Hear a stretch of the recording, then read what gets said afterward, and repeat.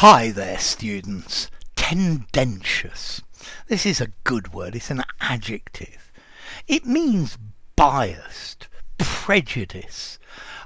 When writing or speaking, to give something a biased slant. So you've got an axe to grind. The article was very tendentious.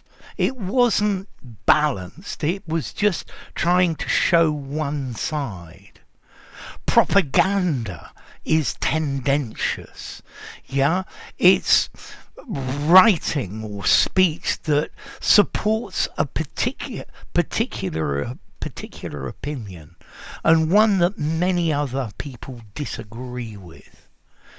Normally we use tendentious when we're talking about subjects that are fairly polemic, that not everyone agrees with it, and there's a lot of dispute and argument about it.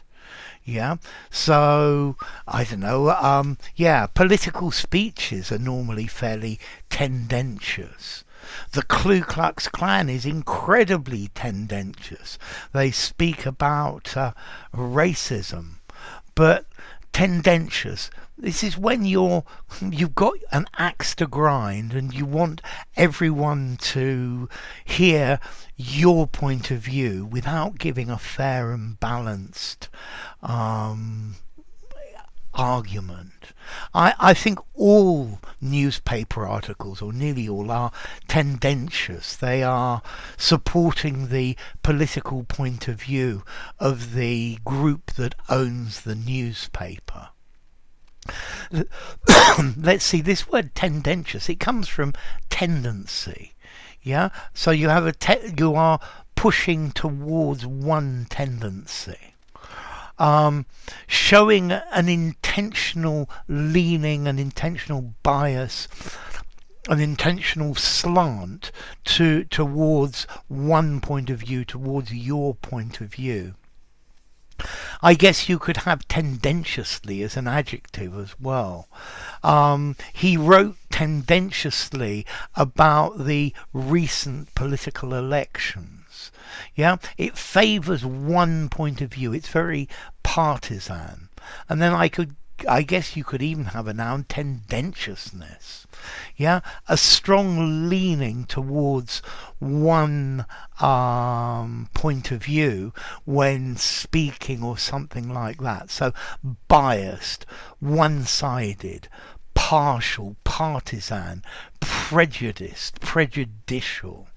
Yeah, so you're devoting your speech or your writing to supporting your cause, and particularly when this is a cause that maybe many people don't agree with.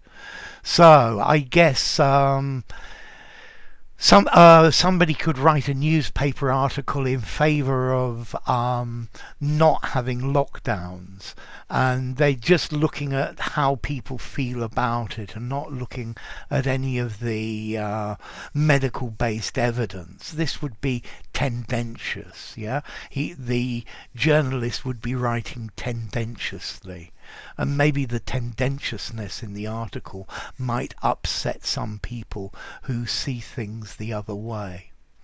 Okay, so tendentious. I guess all of my videos are tendentious into trying to push you towards ways of learning English, but the ways that I think work.